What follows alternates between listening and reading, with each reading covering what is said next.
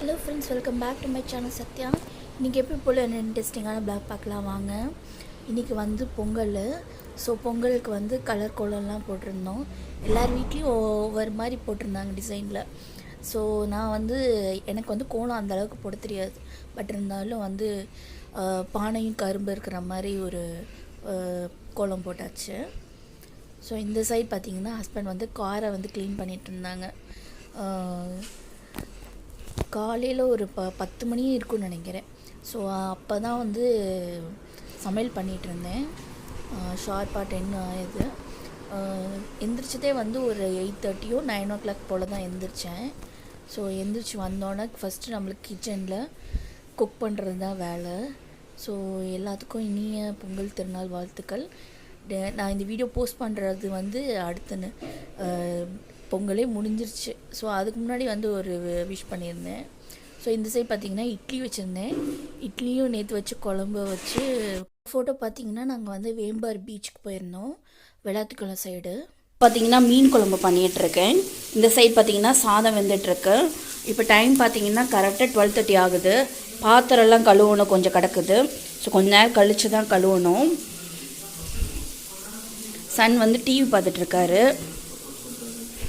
Friends, இப்போ பார்த்தீங்கன்னா வந்து மீன் குழம்பு பண்ணிகிட்ருக்கேன். இன்றைக்கி வந்து பொங்கலுக்கு அடுத்த நாள். ஸோ பொங்கல் அன்றைக்கி வந்து வீடியோ ஏன் எடுக்க முடியலன்னா ஒரு சின்ன கிளிப்பிங் மட்டும்தான் எடுத்துருந்தேன். அது முன்னாடி பார்த்துருப்பீங்க. அதுக்கப்புறம் வந்து ரொம்ப பிஸியாக போச்சு.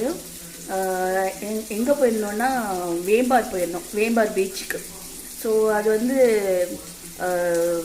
சன் வந்து கேட்டுக்கிட்டே இருந்தார், பீச்சுக்கு போகணும்னு சொல்லிகிட்டே இருந்தார். அதே மாதிரி வந்து ஹஸ்பண்ட் கூட்டிகிட்டு போயிட்டு அங்கே போய் நல்லா ஜாலியாக என்ஜாய் பண்ணோம். பீச்சுக்கு இந்த மாதிரி போனதே இல்லை. நாங்கள் கடலுக்கு போயிருக்கோம், அந்த மாதிரி இடத்துக்கு போயிருக்கோம். பீச்சுக்கு வந்து இதான் ஃபஸ்ட் டைம். ரொம்ப தூரம் போகிற மாதிரி இருந்துச்சு. எப்படியும் போயிட்டு ஹாப்பியாக ரிட்டர்ன் வந்தாச்சு. ஸோ இப்போ பார்த்தீங்கன்னா நான் வந்து மீன் குழம்பு பண்ணிகிட்ருக்கேன். ஸோ நேற்று வந்து பொங்கல் வச்சுருந்தேன். இப்போ சாமி ஏன் கும்பலன்னா அவங்க, அதாவது ஐயம்மா அவங்க ஒருத்தங்க இறந்துட்டாங்க. ஸோ அவங்க இறந்தனால வந்து என்னாச்சுன்னா நாங்கள் எல்லாருமே அந்த சடங்கெல்லாம் பண்ணுற இது இருந்துச்சு. ஸோ அதெல்லாம் பண்ணிவிட்டு வீட்டில் வந்து சாமி கும்பிடக்கூடாதும்பாங்க ஒரு 1 மந்த்துக்கு. அதுக்கு போன மந்த்து வந்து கார்த்திகை தீபத்துக்கு வந்து செய்ய முடியாமல் இருந்துச்சு. அதுக்கு போன இதுக்கு வந்து ஆயுத பூஜை அந்த மாதிரி டைமில் ஒரு டைம் வந்துச்சு. அதே மாதிரி அப்படியே தொடர்ந்து வந்து யாராவது ஒருத்தர் இறந்துடுறாங்க. அதுவும் வந்து ஹஸ்பண்டோட அப்பா சைடில் தான். அவங்க தான் நிறையா, அவங்க சைட்லேருந்து தான் நிறையா பேர் அப்படியே கண்டினியூஸாக இறந்துட்டே வர மாதிரி இருக்குது. ஸோ அதனால என்னமோ தெரியல, வீட்டில் வந்து ஃபங்க்ஷன் எதுவுமே வந்து செலிப்ரேட் பண்ண முடியாமே இருந்துகிட்டு இருந்தது. ஸோ இப்போ பார்த்திங்கன்னா வந்து மீன் வந்து மேக்னேட் பண்ணி நான் ஃப்ரிட்ஜில் வச்சுருக்கேன். ஸோ ஃப்ரிட்ஜில் வச்சதுக்கப்புறம் பார்த்திங்கன்னா நல்லா அந்த மசாலெலாம் வந்து நல்லா இறங்கிரும். ஸோ அதனால் நல்லாயிருக்கும். சரி, இப்போ வந்து நான் வந்து மீன் குழம்பு செஞ்சுட்டு கொஞ்சோண்டு ஒரு 2-3 பீஸ் வந்து ஒரு 3 பீஸ் ஆளுக்கு ஒரு பீஸ் கணக்கில் ஃப்ரை பண்ணிடலான்னு பிளான் பண்ணியிருக்கேன். ஸோ அது பண்ணணும். அப்புறம் பார்த்திங்கன்னா நேற்று வந்து பொங்கல் வந்து சாமிக்கு படைக்கலைனாலும் பொங்கல் வச்சுக்கலாம் அப்படின்ட்டு வச்சேன். நல்லா இருந்தது பொங்கல். எல்லாத்துக்கும் கொடுத்துட்டு பக்கத்து வீட்டில் கொடுத்துட்டு எல்லாருமே ஊருக்கு போயிருக்காங்க. 2-3 பேர் தான் இருக்கிறாங்க இது. ஸோ இப்போ குழம்பு செஞ்சு முடிச்சிட்டோன்னா அவ்வளோதான். மணி இப்போவுமே டைம் ஆயிடுச்சு. ஹஸ்பண்ட் வரதுக்குள்ளே பண்ணி முடிச்சிருவோம். ஸோ வாங்க. ஆனால் கரும்பு இருக்குது. ஸோ கரும்பு சாப்பிட்றதுக்கு ரெடியாக இருக்குது. பார்த்திங்கன்னா என் சன் உட்காந்து கரும்பு சாப்பிட்டுட்ருக்காரு. சின்னதாக இந்த மாதிரி பிச்சு கொடுத்துட்டா சாப்பிடுவார். இந்த மாதிரி சின்னதாக வாயில் கடிச்சு கொடுத்துருவேன். அவர் சாப்பிட்டுட்டு குப்பையாக போட்டுட்ருக்காரு. இதை எத்தனை பேரண்ட்ஸ் செய்வீங்கன்னு சொல்லுங்கள். எல்லா பேரண்ட்ஸும் செய்வாங்க, இந்த மாதிரி கடிச்சு கொடுத்தா கரும்பு சாப்பிட்றது. ஸோ சன் வந்து விரும்பி சாப்பிட்றாரு, அதனால் நிறையா கரும்பு இந்த மாதிரி பிச்சு கொடுத்துட்ருக்கேன். இப்போ டைம் பார்த்திங்கன்னா 1:15 ஆயிடுச்சு. ஸோ குழம்பு ரெடி ஆகிட்டுருக்கு. இந்த சைட் பார்த்திங்கன்னா புளி கரைச்சி வச்சுருக்கேன். மீன் ஃப்ரிட்ஜிலேருந்து எடுக்கணும். சாதம் ரெடி ஆயிடுச்சு. இந்த மாதிரி திக்காக குழம்பு வச்சா நல்லாயிருக்கும் மீன் குழம்பு. ஸோ ஏற்கனவே ரெசிபி காமிச்சிருக்கேன் உங்களுக்கு, அதனால் காட்டல. ஸோ இதை வந்து இந்த சைட் பார்த்திங்கன்னா ஃப்ரை பண்ணுறதுக்கு எடுத்து வச்சுருக்கேன். ஒரு 4 பீஸ் எடுத்து வச்சுருக்கேன். ஸோ இந்த சைட் பார்த்திங்கன்னா குழம்புக்கு போட்டிருக்கேன். அதே மாதிரி தான் வந்து நான் வந்து இது பண்ணி போட்டிருக்கேன். மசால் போட்டு ஒரு 1/2 அன் ஹவர் இல்லை ஒரு 10 மினிட்ஸ் அது ஃப்ரீசரில் வச்சுட்டு எடுத்திங்கன்னா நல்லா கோட்டிங் இதாக இருக்கும். இங்கே பார்த்தீங்கன்னா குழம்பு மீனில் பார்த்தீங்கன்னா ஒட்டியிருக்கும் பாருங்கள். ஸோ அது மாதிரி நல்லா ஒட்டிக்கிடும். மீன் ஃப்ரை பண்ணுறதுக்கு ஊற வச்சதை வந்து எடுத்தாச்சு. இந்த சைடு எண்ணெய் வச்சுருக்கேன், இதில் ஃப்ரை பண்ணணும். அப்புறம் பார்த்திங்கன்னா இந்த சைடு வந்து குழம்பு ரெடி ஆயிடுச்சு.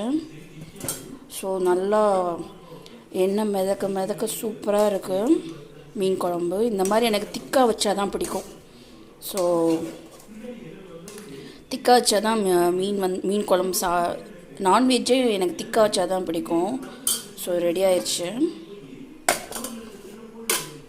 இந்த சைடு வந்து ஆயிலில் ஃப்ரை பண்ண போகிறேன்.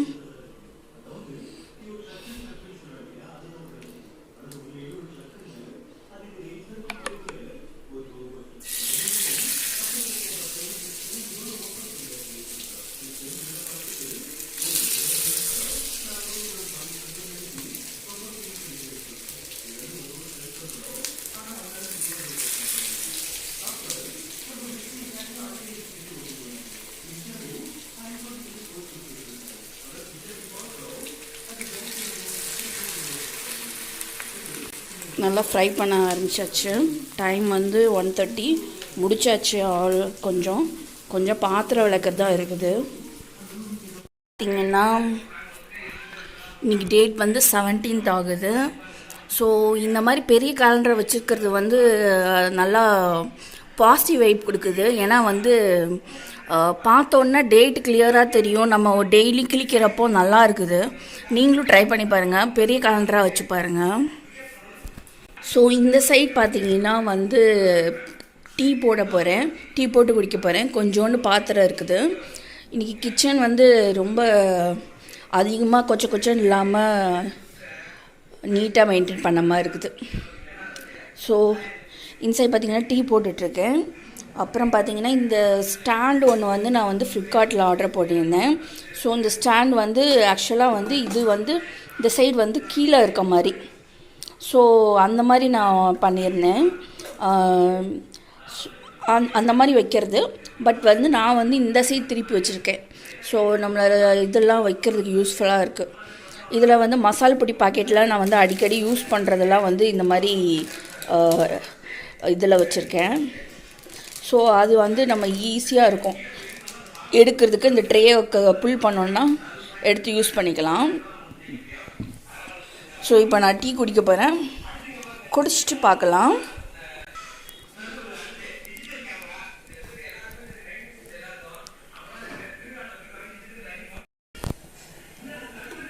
ஸோ டீயை குடிச்சிட்டு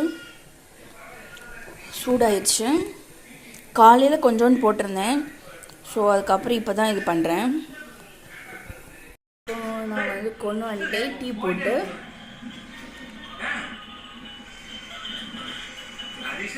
சரி டேஸ்ட்டாக இருக்குது. டீ குடிச்சிட்டு பார்க்குறேன் உங்களை.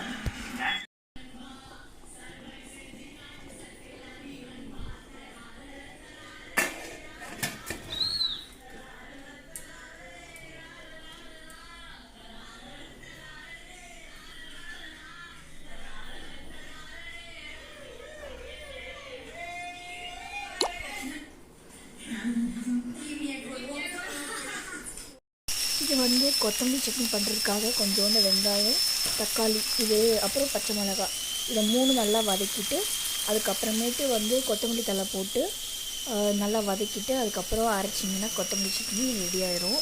ஈஸியான ரெசிபி தான். இட்லி வச்சுருந்தேன் சைடில் சாப்பிட்றதுக்கு.